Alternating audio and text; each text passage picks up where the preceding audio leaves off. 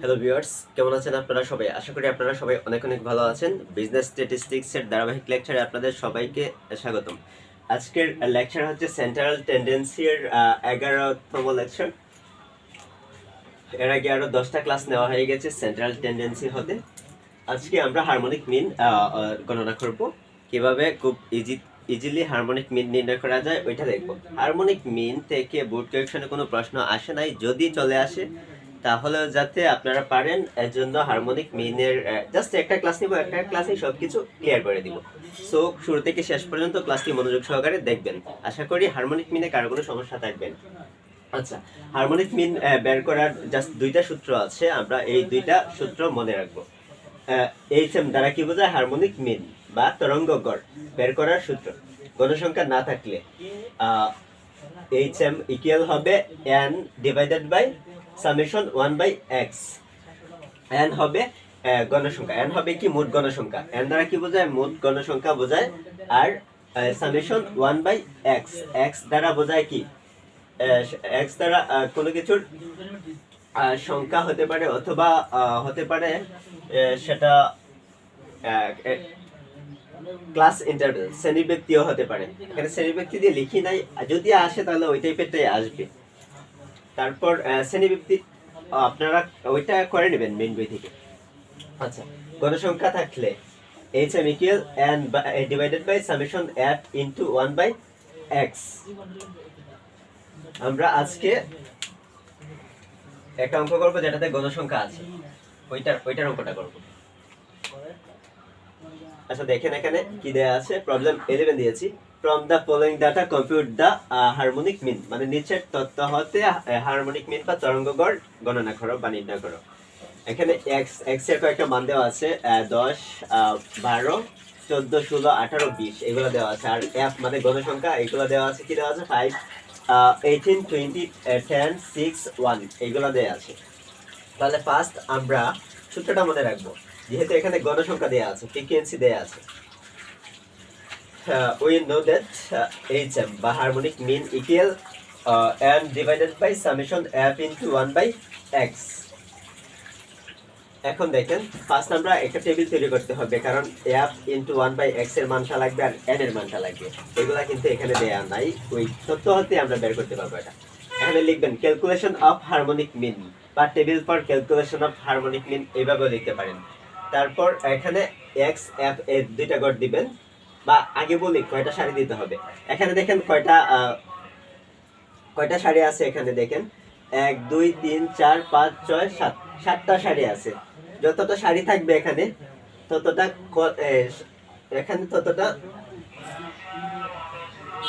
এখানে কলাম আছে। 1 2 3 4 5 6 7টা কলাম আছে। তাহলে আমরা সারি দিব একটা বেশি, 8টা। এখানে যতগুলো কলাম থাকবে এখানে সারি দিব তার চেয়ে একটা বেশি।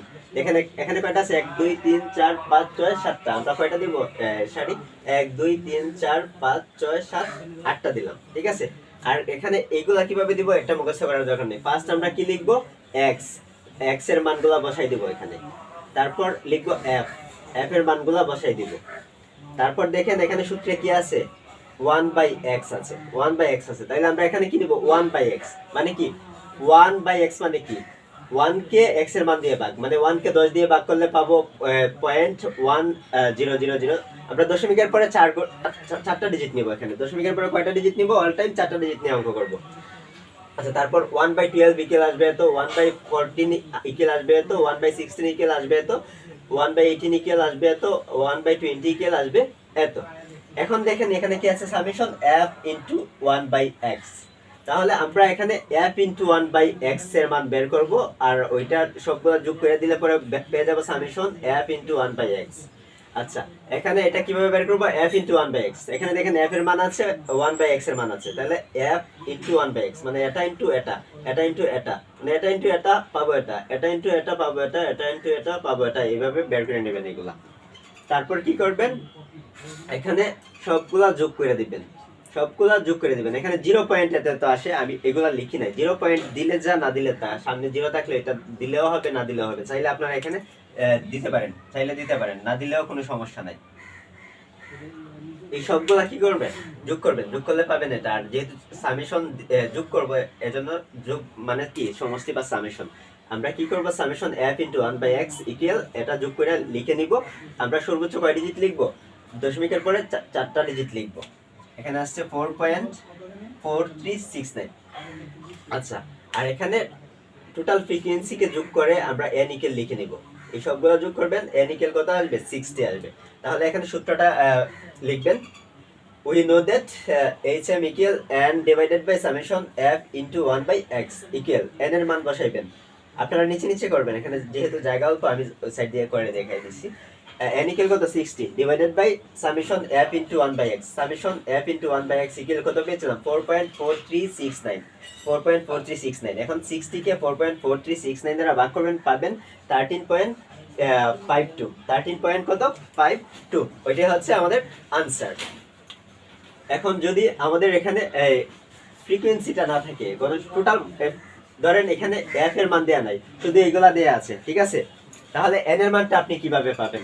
n এর মান পাবেন এখানে এগুলা গণনা করে, এখানে কয়টা আছে 1 2 3 4 5 6, n এর মান পাবেন কত, n ইকুয়াল কত পাবেন 6 পাবেন। যদি এইরকম গণসংখ্যা ছাড়া যদি আসে তাহলে n এর মান কত হবে, n এর মান হবে ওই x এর মানগুলো গণনা করে পেয়ে যাবেন n এর মান 1 2 3 4 5 6। তাহলে n ইকুয়াল কত চলে আসবে, যদি আমরা ওই f ছাড়া অঙ্ক করি, n এর মান কত চলে আসবে, 6 চলে আসবে। আর এখন সামেশন 1/x, যেহেতু x এর মান আছে 1/x, এটা পারবো আমরা, শুধু f এর ইয়াটা থাকবে না, কলামটা থাকবে না, f এর কলামটা থাকবে না, বাকিগুলো থাকবে, সেম ভাবে কাজ করা হবে। আবার যদি মনে করেন এরকম থাকলো, x এর মানগুলো এইভাবে থাকলো,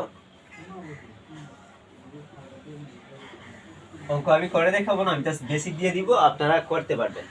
ধরেন x আছে, তারপর এখানে f আছে। এখন x এর মান আছে 0 থেকে 10, তারপর আছে 10 থেকে 20, 20 থেকে 30, আর দেখালাম না। আর গণসংখ্যা ধরেন আছে এখানে 5, এখানে আছে 7, এখানে আছে 9। বা যদি এইভাবে না থাকে 0 থেকে 9, তারপর 9 থেকে 0 থেকে 9, তারপর এখানে থাকবে 10 থেকে 19, তারপর থাকবে 20 থেকে 29, এইভাবে থাকতে পারে, কিন্তু কাজ হবে সেম, কোনো পার্থক্য থাকবে না। এখন কথা হচ্ছে যদি এরকম তথ্য থাকে তাহলে x এর মানটা কিভাবে বের করবেন?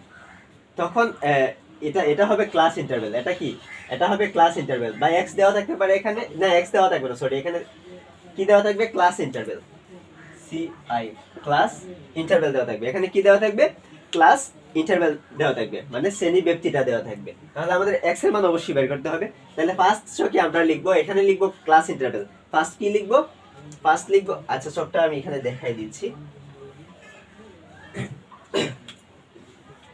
ফার্স্ট কি লিখবো, এখানে ক্লাস ইন্টারভ্যাল, ঠিক আছে, ফার্স্ট লিখবো ক্লাস ইন্টারভ্যাল, তারপরে লিখবো মধ্যমান বা মিড পয়েন্ট, বা এফও লিখতে পারি, এখানে লিখতে পারি এফ, কোনো সমস্যা নাই, এফ লিখবো, এফ এর মান বসাই দিব নিচে, আর ক্লাস ইন্টারভ্যালে এখানে এগুলা বসাইবো। তারপর আবার পরটা নিতে হবে এক্স, এক্স হচ্ছে মধ্যবিন্দু বা মিড পয়েন্ট। কি নিব এখানে, মিড পয়েন্ট বা মধ্যবিন্দু। এটা হচ্ছে, এটা কি ধরবো, এটা ধরবো এক্স। তাহলে মিড পয়েন্ট কিভাবে বের করতে হয় ওইটা আগের ক্লাসে অবশ্যই বলেছি, আপনারা বের করতে পারবেন। তারপর কি হবে, তারপর হবে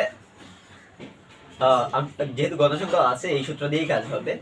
তারপর যেহেতু এটা এন পেয়ে যাবো, একটারে সামেশন করলে না, একটারে যোগ করলেই এন পেয়ে যাব, কিন্তু এখানে এক্স পাইছি, তারপর কি দরকার 1/x, 1/x দরকার, 1/x মানে x 1 কে x এর মান দিয়ে ভাগ করে দিব। x এর মান কোথায় পাবো, মিড পয়েন্টে পাবো। তারপর হবে f into 1/x, f into 1/x, এইরকম ভাবে কইরা দিব। বা এখানে কয়টা আছে, ধরেন এখানে আছে 1 2 1টা 2টা 3টা 4টা কলাম আছে, তাহলে আমাদের সারির সংখ্যা হবে কয়টা, সারির সংখ্যা হবে 5টা, সারির সংখ্যা হবে 5টা, আর কলামের সংখ্যা হবে 1 2 3 4 5টা। আশা করি সবার এই পর্যন্ত ক্লিয়ার। আর আপনারা এই টাইপের অঙ্কটা কইরা নেবেন, করে আমাকে হোমওয়ার্ক দিবেন। তারপর সূত্র কিন্তু ওইটাই বসাবেন, যেহেতু এখানে ফ্রিকোয়েন্সি আছে। আর এইভাবে থাকলে যদি ক্লাস ইন্টারভ্যাল দেয়া থাকে তাহলে অবশ্যই ফ্রিকোয়েন্সি থাকবে, ফ্রিকোয়েন্সি ছাড়া কোনো অঙ্ক করা যাবে না। আশা করি হারমোনিক মিনে কারো কোনো সমস্যা থাকবে না।